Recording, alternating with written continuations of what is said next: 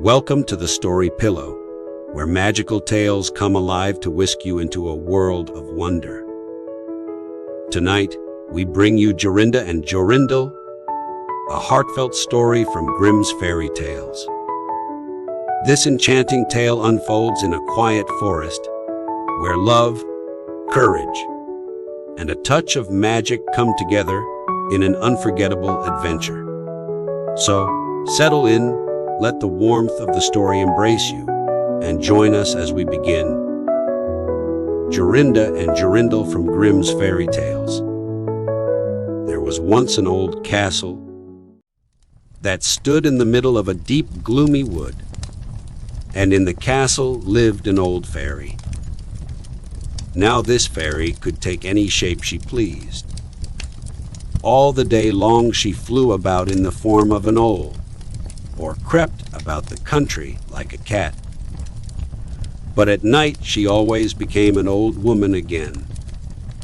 When any young man came within 100 paces of her castle, he became quite fixed, and could not move a step till she came and set him free, which she would not do till he had given her his word, never to come there again. But when any pretty maiden came within that space, she was changed into a bird, and the fairy put her into a cage, and hung her up in a chamber in the castle. There were 700 of these cages hanging in the castle, and all with beautiful birds in them. Now, there was once a maiden whose name was Jorinda. She was prettier than all the pretty girls that ever were seen before, and a shepherd lad, whose name was Jorindel, was very fond of her, and they were soon to be married. One day they went to walk in the wood, that they might be alone, and Jorindel said, "We must take care that we don't go too near to the fairy's castle." It was a beautiful evening. The last rays of the setting sun shone bright through the long stems of the trees upon the green underwood beneath, and the turtle doves sang from the tall birches. Jorinda sat down to gaze upon the sun. Jorindel sat by her side, and both felt sad. They knew not why, but it seemed as if they were to be parted from one another forever. They had wandered a long way, and when they looked to see which way they should go home, they found themselves at a loss to know what path to take. The sun was setting fast, and already half of its circle had sunk behind the hill. Jorindel on a sudden looked behind him and saw through the bushes that they had, without knowing it, sat down close under the old walls of the castle. Then he shrank for fear, turned pale, and trembled. Jorinda was just singing the ring. Doves sang from the willow spray, "Well a day! Well a day!" He mourned for the fate of his darling mate. Well a day! When her song stopped suddenly, Jorindel turned to see the reason, and beheld his Jorinda changed into a nightingale, so that her song ended with a mournful jug. Jug. An owl with fiery eyes flew 3 times round them, and 3 times screamed to-woo. To-oo. To-oo. Jorindel could not move. He stood fixed as a stone, and could neither weep, nor speak, nor stir hand or foot. And now the sun went quite down. The gloomy night came. The owl flew into a bush, and a moment after the old fairy came forth pale and meager, with staring eyes, and a nose and chin that almost met one another. She mumbled something to herself, seized the nightingale, and went away with it in her hand. Poor Jorindel saw the nightingale was gone, but what could he do? He could not speak. He could not move from the spot where he stood. At last the fairy came back and sang with a hoarse voice. Till the prisoner is fast, and her doom is cast, there stay. Oh, stay. When the charm is around her, and the spell has bound her, hie away, away. On a sudden Jorindel found himself free. Then he fell on his knees before the fairy, and prayed her to give him back his dear Jorinda. But she laughed at him, and said he should never see her again. Then she went her way.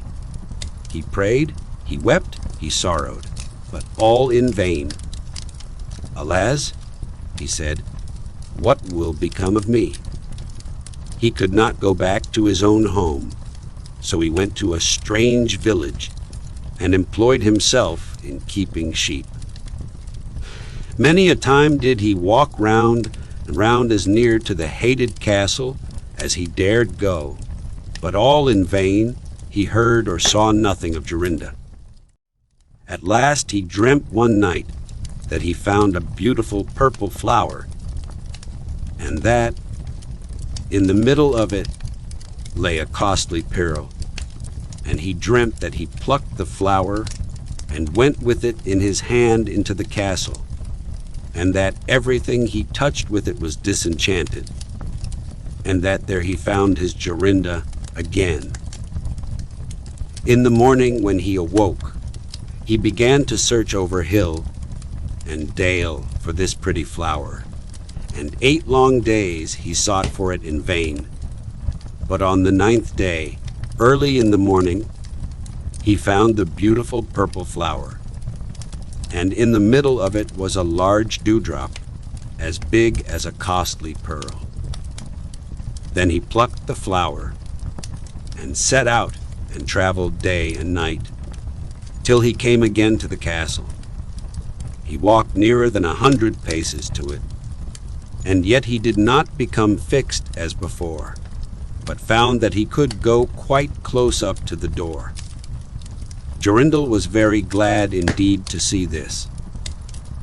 Then he touched the door with the flower, and it sprang open, so that he went in through the court, and listened when he heard so many birds singing. At last he came to the chamber where the fairy sat, with the 700 birds singing in the 700 cages. When she saw Jorindel, she was very angry, and screamed with rage. But she could not come within 2 yards of him, for the flower he held in his hand was his safeguard. He looked around at the birds, but alas, there were many, many nightingales. And how then should he find out which was his Jorinda? While he was thinking what to do, he saw the fairy had taken down one of the cages and was making the best of her way off through the door.